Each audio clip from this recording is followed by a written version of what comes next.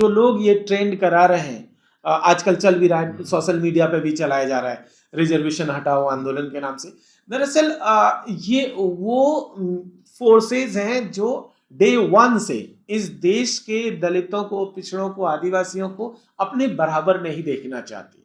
वो नहीं चाहते हैं कि जो लोग कुछ समय पहले तक नीचे बैठते थे, अब वो उनके साथ बराबर से आकर के बातचीत करें, बराबर से आकर के कुर्सियों पर बैठे और संसाधनों पर अपना हिस्सा क्लेम करें।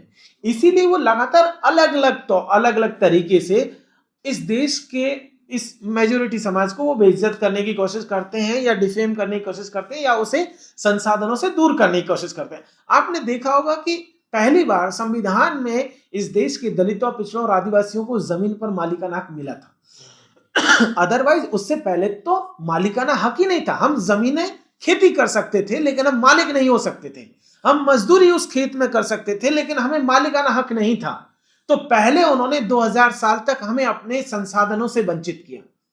लंबे उसके बाद, लड़ाई के बाद, जब संविधान में हमें यह हक मिला कि हाँ, हम भी जमीनों के मालिक हो सकते हैं, हाँ, हम भी सरकारी नौकरी कर सकते हैं, हाँ, हम भी इस देश को चला सकते हैं, जैसे ही ये स्टेज आई तो उन्होंने अब इस पे हमला करना शुरू किया कि ये लोग जो अब धीरे धीरे संसाधनों पर कब्जा करने लगे हैं, एक आदिवासी जो है राष्ट्रपति बन रही हैं, और लोग, कोई मुख्यमंत्री बन रहा है, अधिकारी लोग बन रहे हैं, वो उनको नहीं पच रहा है। जब तक उनका कब्जा था तब तक उनके लिए ठीक था। अब वो अलग अलग नाम से, अक्सर एक सामान्य सा लॉजिक दिया जाता है, मेरिट का बहाना दिया।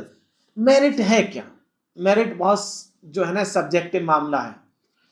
अगर दो लोग बराबर की एक जैसी कंडीशन से आते हैं तब तो उनके बीच में कंपटीशन हो सकता है, लेकिन एक बच्चा जो दिल्ली के मॉडल स्कूल में पढ़ा हुआ है और एक बच्चा जो छत्तीसगढ़ में या झारखंड में या मध्य प्रदेश के जंगलों में पढ़ रहा है, क्या दोनों को इक्वल रिसोर्सेज मिल रहे हैं? नहीं मिल रहे हैं।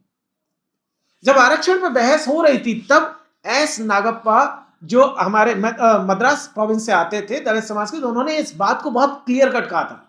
उन्होंने कहा था, एक बच्चे का रेफरेंस देते हुए उन्होंने कहा था कि एक लड़का जो दलित समाज से आता है, जो मेरिटोरियस है, सब कुछ है, लेकिन उसके पास अपनी फीस भरने का पैसा नहीं है और इसलिए उसका एडमिशन डिनाई हो चुका है। ये संविधान सभा की बैठकों में वो कह रहे हैं। वो सब कुछ होने के बावजूद भी उसके पास रिसोर्सेज नहीं है। तो हम ये कह रहे हैं कि आज भी आपके पास मेरिट है तो रिसोर्सेज भी नहीं है, और वो लोग जिस मेरिट का हवाला देते हैं उन्हें लगता है कि दिल्ली में या एलीट क्लास के बीच में ही मेरिट है, लेकिन ऐसा नहीं है।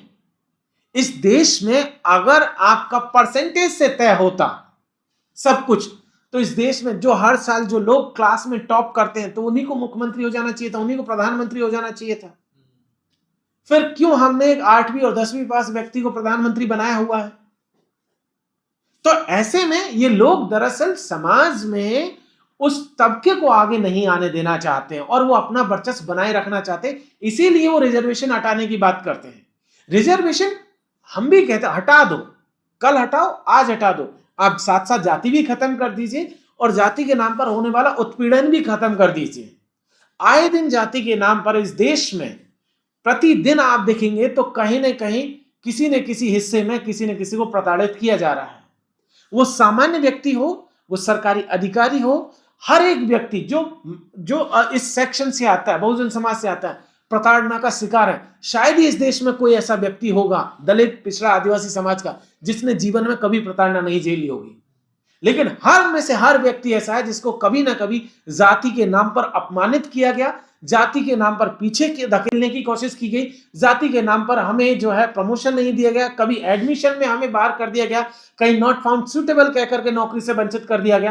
तो अलग अलग तरीके से, लेकिन ये चीज अपर कास्ट के साथ नहीं होगी, ये हमारे साथ होगी, क्योंकि उनके साथ एक मेरिट जुड़ी हुई है। उनका अपर कास्ट होना ही उनके लिए अपने आप में मेरिट हो जाता है, और हमारा दलित, आदिवासी, पिछड़ा होना ही हमारे लिए जो है उनके हिसाब से डिमेरिट हो जाता है। तो इसलिए ये वो लोग हैं जो हमें आगे नहीं बढ़ने देना चाहते। जी, तो क्या पुरानी व्यवस्था को बनाए रखना चाहते हैं ये लोग? बिल्कुल, ये वही लोग हैं। ये चाहते हैं कि शिक्षा पर इनका कब्जा हो, ये चाहते हैं कि संसाधनों पर इनका कब्जा हो, ये चाहते हैं कि नौकरियों पर इनका कब्जा हो। जब इनके पास मेरिट नहीं होती है तो तब ये डोनेशन वाला मामला ले आते हैं, पेड सीट का मामला ले आते हैं। इनके लिए ईडब्ल्यूएस का जो पूरा का पूरा मामला है उसको आप देखेंगे तो पता चल जाएगा, वो तो मेरिट का मसला नहीं है, वो तो इकोनॉमी का मसला है। तो आपने वहां जब मेरिट से, आप वहां मेरिट से कॉम्प्रोमाइज नहीं कर रहे हैं, पेपर भी तो खरीद रहे हैं। बिल्कुल। तो आप देखेंगे पता चलेगा कि पेड सीट से लेकर के तमाम तरीके की चीजें वहां उनके लिए ठीक है, वहां उनको लगता है कि गरीबी के आधार पर आरक्षण होना चाहिए, तब वह मेरिट कॉम्प्रोमाइज नहीं होती है।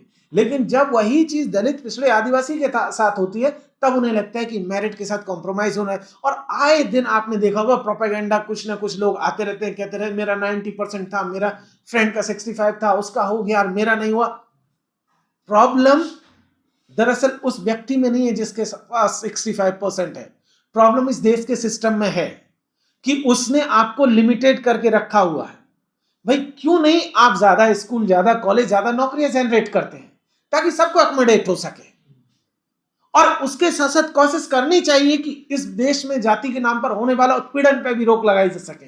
हम आए दिन देख रहे हैं, डेल्टा मेघवाल का केस हमने देखा था, इंद्र मेघवाल का केस हमने देखा था, जब एक बच्चा पानी की मटकी छू लेने पर उसे उतना पीटा गया कि उसकी डेथ हो गई। हमने देखा एक आईपीएस अधिकारी को अपनी बारात निकालने के लिए, घोड़ी पर बैठ करके बारात निकालने के लिए खुद अपने विभाग से सुरक्षा मांगनी पड़ी थी। तो यह पहला वाक्य नहीं है। हमने उड़ीसा में यह भी देखा था, एक आदिवासी व्यक्ति को जो है मल खिला दिया गया।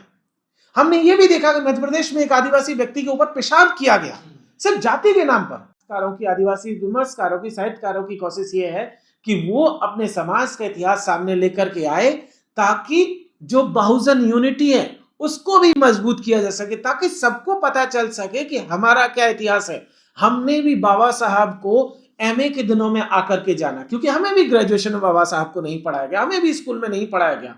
तो वैसे ही जब जैसे जैसे आदिवासी इतिहास सामने आएगा, वैसे ही इस समाज का इतिहास भी बाकी लोगों के पास पहुंचेगा। तो जो यूनिटी, जिस 85% की हम बात करते हैं, जिस बहुजन यूनिटी की हम लोग बात करते हैं, वो यूनिटी फिर से बनने लगेगी और मजबूती से बनने लगेगी। जी सर, आपकी एक पहले किताब आई थी आदिवासियों का राष्ट्र निर्माण में, वो बड़ी पसंद की गई, तो क्या इस किताब को भी लोग पसंद कराएंगे? देखिए, पहली बार था जब आदिवासी इतिहास को, खास करके जो औपनिवेशिक दौर का इतिहास था, अक्सर हमने देखा, आपने देखा होगा कि राष्ट्र निर्माताओं की सीरीजें जब चली, अलग अलग लोगों ने जो इतिहास लिखा, हम अक्सर जो नेशनल टेलीविजन पे भी जो राष्ट्र निर्माताओं की तस्वीरें देखते हैं, उसमें आप देखते होंगे कभी भी एसटी, एससी, ओबीसी के लोग नहीं दिखते हैं।